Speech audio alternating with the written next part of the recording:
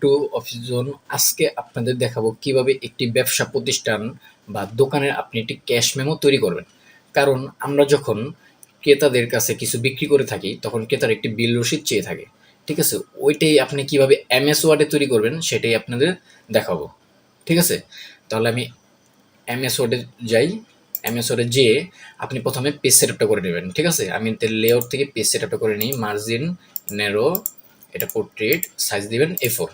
A4 দেওয়ার পরে আপনি ইনসার্টে যাবেন। ইনসার্টে যেয়ে শেপে ক্লিক করবেন। শেপে ক্লিক করে রাউন্ড রেক্টেঙ্গেল টুলটা নেবেন। আমি একটি রেক্টেঙ্গেল টুল নিচ্ছি। আপনি জাস্ট এভাবে বসিয়ে দিবেন, ঠিক আছে? এর পুরোটা বসে দিবেন যাতে কোনো বাড়তি না থাকে, ঠিক আছে? নিলাম। নেওয়ার পরে আমি এটাকে একটা কালার দেব, ঠিক আছে? আমি এর কালার দিলাম। কালার দেওয়ার পরে আমি এটাকে কন্ট্রোল শেপে কপি করে নিচে বসাবো। আমি এটা নিচে বসালাম,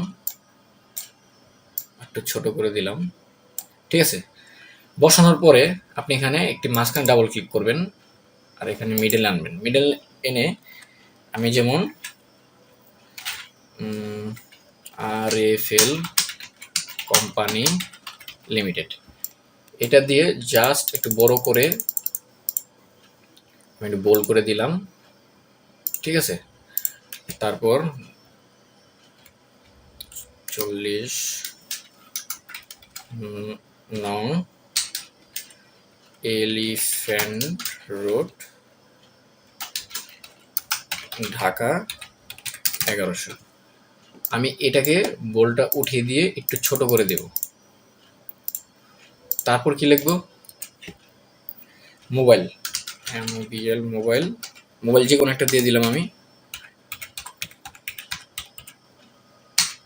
017157942. মোবাইল দেওয়ার পরে এটাকে একটু ছোট করে দিবেন, ঠিক আছে? আর এটাকে একটু বড় করে দিলাম। আমি এটাকে একটু বড় করে দিলাম। আর এটাকে পুরোটা সিলেক্ট করে আপনি এখানে ক্লিক করে রিমুভ স্পেস আফটার প্যারাগ্রাফ এটা দিলে হয় কি দেখেন, আমার কিন্তু লেখাটা অনেকখানি চেপে গেছে, ঠিক আছে? এটা আপনি দিয়ে দিবেন। আর এখানে এখানে কার্সর থেকে ইন্টার বাটন ক্লিক করে আপনি ইনসার্টে যাবেন। ইনসার্টে যে এটি শেপ নেবেন, আমি রাউন্ডেড শেপটা নিচ্ছি। এই যেটা রাউন্ডেড শেপ নিচ্ছি, এখানে ক্লিক করে রাইট বাটন ক্লিক করলে একটি অ্যাড টেক্সট আসবে। এই অ্যাড টেক্সটটা ক্লিক করবেন। এখানে লিখবেন ক্যাশ মেমো। ক্যাশ মেমো লেখার পর আবার এখানে ক্লিক করবেন, ঠিক আছে? এটাকে একটু বড় করে দিবেন। আমি বড় করে দিচ্ছি, আমি বোল্ড করে দিলাম। আর এখানে একটা কালার দিতেও পারেন, নাও দিতে পারেন, আপনার খুশি। আমি একটা কালার দিয়ে দিচ্ছি, সমস্যা নেই। এই যে কালারটা দিলাম। আমার কিন্তু অলরেডি কাজ শেষ। আর কিছু এখন হলো নেম নিতে হবে। হ্যাঁ, নেম কিভাবে নেবেন? এই যে নেম দিয়ে তারপর ডট ডট দিবেন, ঠিক আছে? দেওয়ার পর এখানে আবার দিবেন মোবাইল। আপনি আপনার মতো তৈরি করবেন। আমি আমার মতো তৈরি করে নিচ্ছি। আবার এন্টার বাটন ক্লিক করে আরেকটা এন্টার বাটন ক্লিক করেন।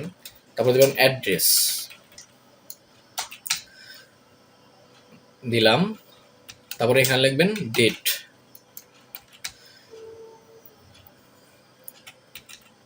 দিলাম, ঠিক আছে?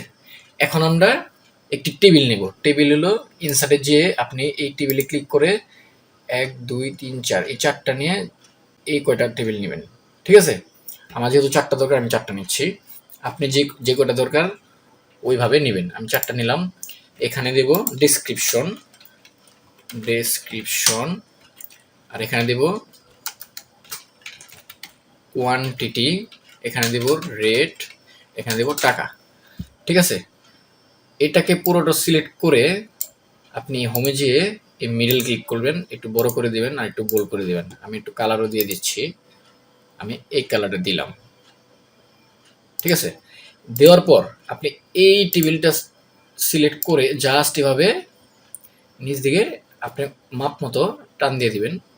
আমি টান দিলাম। দেওয়ার পর আপনি এতটুকু সিলেক্ট করে মাউসের রাইট বাটন ক্লিক করলে একটি মার্সেল আসবে, এই মার্সেলে ক্লিক করবেন, ঠিক আছে?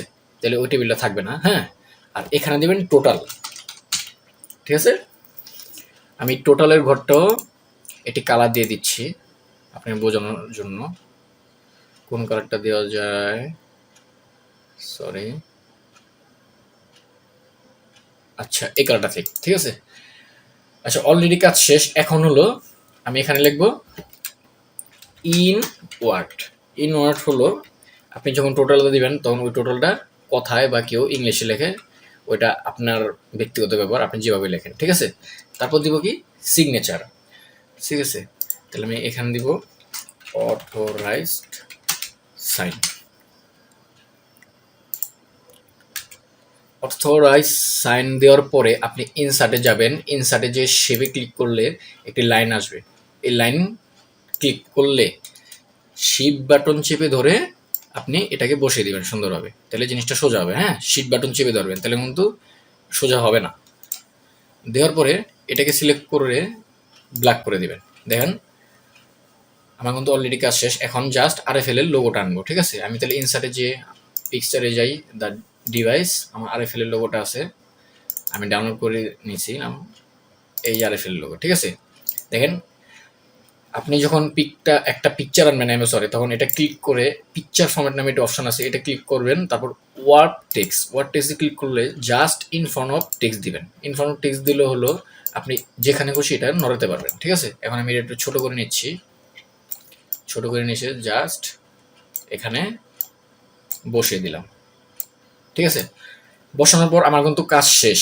এখন যদি আমি প্রিন্টে যাই, ফাইলে গিয়ে প্রিন্টে যাই, দেখেন আমার কিন্তু অটোমেটিক কাজ হয়ে গেছে। আপনি যদি প্রিন্ট করেন সেম এভাবেই জিনিসটা আসবে।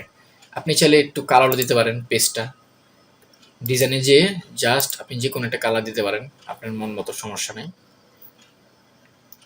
আমি সাদাই থাক, ঠিক আছে, সাদাই সুন্দর লাগতেছে। আপনি ফাইলে যেয়ে প্রিন্টে যাবেন, দেখেন এবার সুন্দরভাবে কিন্তু একটা ক্যাশ মেমো তৈরি করতে পারবেন, ঠিক আছে। তাহলে ভিডিওটি যদি ভালো লেগে থাকে অবশ্যই সাবস্ক্রাইব এবং লাইক দিয়ে পাশে থাকবেন। তো ভিডিও এ পর্যন্তই, সবাই ভালো থাকবেন, আল্লাহ হাফেজ।